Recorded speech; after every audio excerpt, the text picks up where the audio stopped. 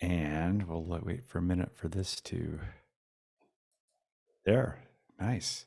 So I made a list regarding your text this morning. You said yesterday was a great day of creation for you. So I made a list of the things I'm creating today.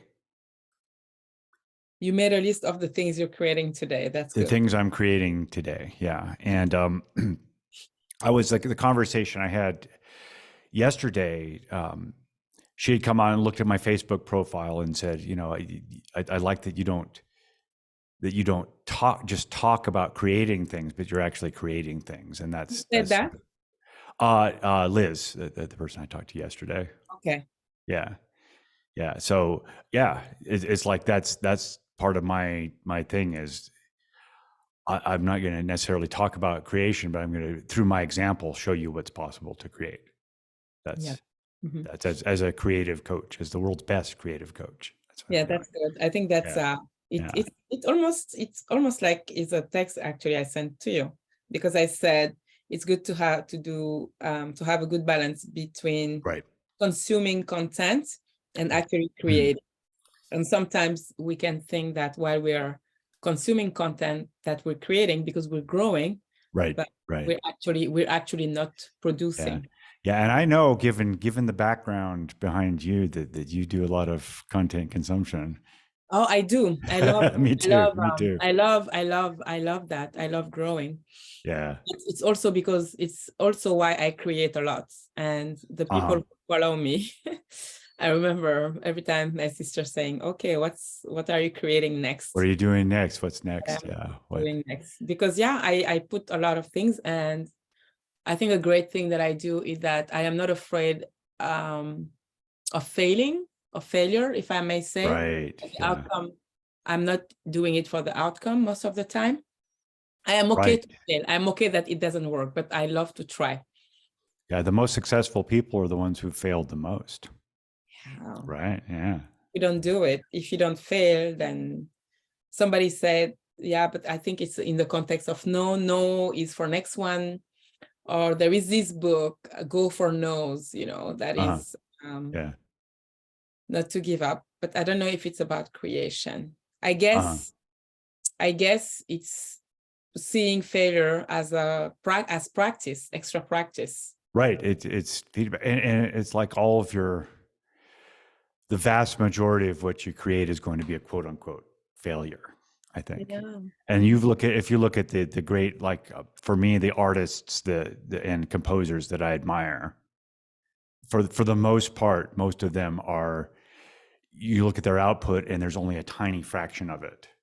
And you can Mm-hmm. think of this with any art. There's only a tiny fraction of it that could be considered quote unquote successful, but they were writing and composing or painting or whatever it is all the time, all the Yeah. time.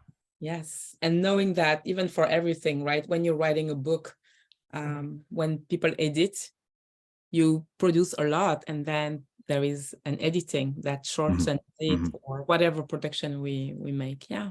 Hmm. So mhm. Yeah, and actually, I was thinking back to the poem I shared with you this morning, the Wallace Stevens 13 Ways of Looking at a Blackbird. And back in the day, before we had access to any poetry we wanted at the touch of our fingertips on our devices, Mhm. I I actually bought a book of Wallace Stevens poetry just because of that poem, and there's another poem by him called The Emperor of Ice Cream. I don't know if you're familiar with that one. Not But sure. but those two deeply affected me when I was in college, and so I bought the book just for that. And I don't know that I necessarily went and read all the other poems. I might have skimmed through, but none of them really caught me as much as those Mhm. did. Yeah, when you asked me what was my favorite poet, I realized that I didn't necessarily have one that was standing out. Hmm. And when I was homeschooling my children, poetry was part of our daily routine. Hmm. We had a morning Hmm. time where we'll read the Bible, we'll read poetry, we will sing a hymn and a folk song. And I like it. Yeah. yes, it was really nice. And we would just go through the poetry just to appreciate the beauty of it. Yeah. the rhymes, and some of them we wouldn't understand them, Yeah. but the message was, we don't read poetry to receive a message. It's more of a feeling of something, some emotions that Yeah. Yeah. poets want to convey, Yeah. and some speak to us more than others. And I love that we would also spend a month or a trimester on just the poet, just to read all of the, to see all of um, the styles, Mm. the Mm. style that the Yeah. poet will use. Yeah. Yeah. And I'm like, oh, I don't know if I can say one in particular. I know Robert Frost was great. Robert Frost is, Emily oh Dickinson. my. There is a one too. I forgot. He's an American one. He's a favorite American poet, and I just know one of them. He talks about the death of Abraham Lincoln, and my Oh, I don't know if I know that one. play called, and Isaiah memorized it. I forgot. Um, Was it like Captain, oh my Captain, or something like yes, that? Captain, oh my Captain Yeah, yeah. is, Is that Walt Whitman? Walt Whitman. Walt It's Whitman, I Walt think. Whitman. That's hard one to say. Yes, Walt Whitman. Walt Whitman. Mhm. Yeah, yeah, I remember I that. love, yes, there is the one that wrote also The Village Blacksmith that I really like. Oh, I forgot the name. that sounds familiar. Anyway, it's just, I think poetry is amazing. Yeah, yeah. Yeah. I'm not gonna step away from that. No, I'm gonna do it because this was good. So I'll keep talking. It's in my journal. It's over here because I was. So James just got up to go and get his journal where he has Yeah. something genius. He wrote in it this morning. So, and we are talking about poetry. All right, was it in there? Where was it? Yeah. One of these. Did you find it? Okay, here's something. I don't think I shared this with you, but I've been sharing this with a lot of people. I don't think I shared it with you yet, but there's a song called "Moonlight in Vermont." Mm-hmm. I don't know if you're familiar with that song. It's an Not old sure. jazz standard. It Not was written sure. in the 1940s. It's actually the unofficial state song of Vermont. Okay. Anyway, the point of this is that in the lyrics to "Moonlight in Vermont," it's a pop song format. It's an AABA format, and so the A, we call them the verse, like, and the B, we call it the bridge. So the A's, the verses, are all haiku. Oh, I wow. know, I Okay. know. I told you that'd be worth it. I think you told that to me. I think I remember now you mentioning that. Yeah, that was, I was researching that. Maria and I are doing an album of torch songs together, and so I was looking up "Moonlight in Vermont," and there was something about the line of telegraph cables sing down the highway and travel each bend in the road, and people who meet in this romantic setting are so hypnotized by the lovely evening summer breeze. So I was just thinking, well, what's the context behind it? Telegraph cables. It's like, Hmm. who's meeting for Mhm, this rendezvous in Vermont? This mhm. and so I was like, well, what's that all about? And then I go to Wikipedia, which we all do now instead of the encyclopedia, and right there it says every verse is a haiku. Nice. I'm like, whoa. Have you ever added anything into Wikipedia? I never have. I never have. I talked about it with my Adriana when I was going out with her. She suggested that we write a Wikipedia article about us as a performing act, Mm. and we looked into the guidelines of that, and it's like, well, no, you can't really do that. That's more like it has to be something that is worthy of somebody else writing about you. But I've never, as far as contributing to the general knowledge of Wikipedia, I've never done anything like that. I know there are some people who that's their life's work, right? Yeah, Is to I go wonder, into it's a company now, right? If there are employees, and because I know it's just Wikipedia. Oh yeah, but yeah. yeah. But most of the heavy lifting in terms of content creation and moderation Mm. is done by volunteers. Yes, I know. That's Which I'm trying to remember. This is sort of, we're going off of on a tangent here, but I think I read an article somewhere that said Wikipedia was created with the influence of Steve Jobs, maybe, because they needed something out on the internet that provided rich content that people could refer to over and over again, just like you'd have with an encyclopedia. And so that was the idea they came up with. That's interesting. There is a friend who recently told me that TikTok was replacing Google searches. Did you hear about that? Oh, I hadn't heard about that, but I'm not surprised. I'm not surprised at all. And Corvo gives me recipes, sends me recipes from TikTok. Yes, he said recipes from TikTok, and I was like, wow. And I never used TikTok, so maybe I've never used it at all, and I don't know if I will or not, but I think you will. I think you will, because eventually. Yeah, we won't have the choice, like right. like the phone, like cell phone. I remember resisting cell phone. I remember with my brother when they started the cell phone in 1999. Yeah. Or 2000. My brother for Christmas gave me a cell phone, for my birthday.